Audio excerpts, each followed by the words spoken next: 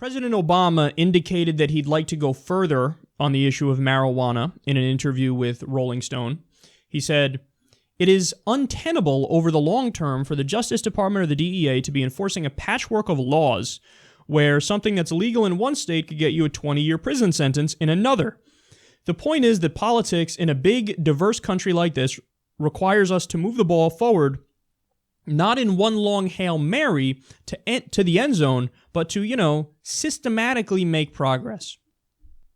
Okay, so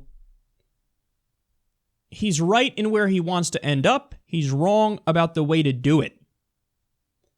You can tell by what he's saying here, he's sympathetic to the idea. At the very least, decriminalization of marijuana, but maybe even legalization of marijuana. At this point, 58% of the American people say, legalize it. What are we doing?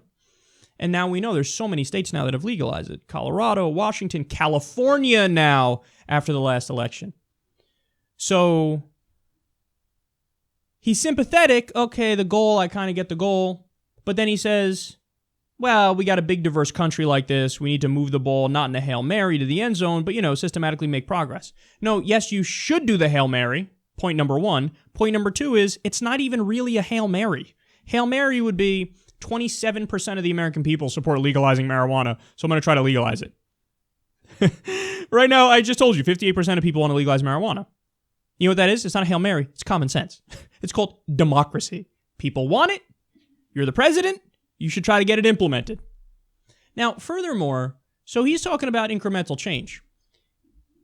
He's doing the right thing with pardons and commutations. He broke the record now for pardons and commutations, and it's nonviolent drug offenders across the board. I couldn't tell you how much I agree with that. That's the perfect move. But you're missing one big piece of the pie here, Obama. You're technically in control of the DEA. They're under your authority. They just decided we're going to keep marijuana a Schedule I drug. Do you have any idea how quickly I would crack skulls if that was the case? My administration was responsible for doing that? Because understand, the DEA, massive conflict of interest. Their jobs depend on marijuana being illegal and other substances being illegal. If you simply legalize marijuana or decriminalize marijuana, so many people in the DEA are going to lose their jobs. You know what I say? Good. Because you've set up a system where you're locking people up for no goddamn reason. You're ruining people's lives for nothing. So if your job is to ruin somebody's life, yeah, I want to get rid of that job. No, I'll find you a different job and we'll get you a better job maybe. But the idea that, hey, it's just the momentum of the system and it is what it is. And the DEA is going to decide, no, marijuana is still a Schedule I drug, which means there's no medicinal benefits. Not only is there medicinal benefits, there's recreational benefits. This idea of it's like, oh, you gotta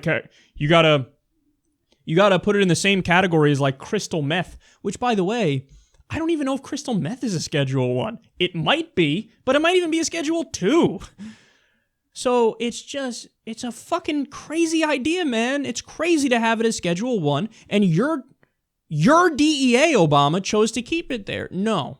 I would call people into my office. I would throw a fucking tantrum. I would let them know, hey, I'm just going to fucking fire you. How about that? How about you're not doing your job? How about you're wrong about it being a Schedule I drug? We all know it's not a Schedule I drug. So get your shit together. How about that? So heads would roll if my DEA decided that. And you should be doing the same thing, Obama, but that's not his style. I mean, he just told you, well, we have a big diverse country like this and it requires us to move the ball forward, not in one long Hail Mary to the end zone, but, systematically make progress. Except you're missing another big piece of the puzzle. The way the system works, we have the supremacy clause of the Constitution, which means federal law overrides state law, which means all you need is one asshole president to decide, hey, I don't like this, they could shut it all down. There's no legal recourse right now if the feds decided to move on California and shut down the legal marijuana dispensaries. There's no recourse if they decide to go to Colorado and shut down the legal marijuana dispensaries. There's no recourse if they go into any state that just has medicinal marijuana and they want to shut that down because that's illegal under federal law too. So if you don't fix it, your idea of incrementalism could leave us with nothing. Because now you might have Attorney General Jeff Sessions, who said good people don't smoke marijuana, and he could crack down on all of the legal weed and all the medicinal weed in the goddamn country. So it's times like this where your incrementalist ideology can fucking destroy us. Now, I don't doubt that you mean well on this front, and you really do want to progress to the right goal, but if you don't do this Hail Mary, which isn't even really a Hail Mary, well then for fuck's sake, we're going to have more lives ruined. They're going to throw the drug war into overdrive. They're going to put it on steroids and human growth hormone. When you have people like Chris Christie and Jeff Sessions in control of stuff like this, what do you think is going to happen? When you have somebody like Sheriff David A. Clark in Trump's government, what do you think? Who are the voices in the room talking about these issues? People who are incredibly against social freedoms, including marijuana and substance use. So you got to do it, man. You got to do it. And you say you care about your legacy. Do you care about your legacy? If you do, you'd want to leave something there that's lasting. So the pardons and commutations, that's lasting. You're going to get credit for that, and rightfully so. But if you change the schedule, I mean, think about how strong of a move it would be. Obama changes the scheduling of marijuana going out the door. And then you're putting Attorney General Jeff Sessions and President Donald Trump in a position where they would have to change it back. Do you have any idea the outcry in the country if they want to change it back? No, that would be huge. There'd be a backlash to that. So make a strong move. Put them in a corner. And then let them fuck themselves up and tank in popularity if they decide to move it back. And I say the same thing with Guantanamo Bay. You care about your legacy? Shut down Guantanamo Bay with an executive order. The Republicans will shriek and cry from the rooftops. It's unconstitutional. You know what your response is? No, bitch. You setting it up under Bush was unconstitutional. And guess what? That which can be set up extrajudicially and unconstitutionally can be shut down extrajudicially and unconstitutionally. You want to take me to court? Be my guest. I'll see you there tomorrow, bitch.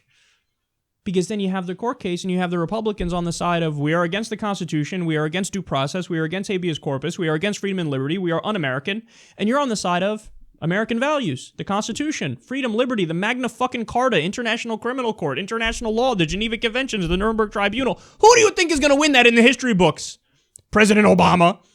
Strength. I need strength. Even when you're right on where you want it to go, the way you want to get there is fucking everything up. I need you to wake up and do the right thing and be unapologetic about it.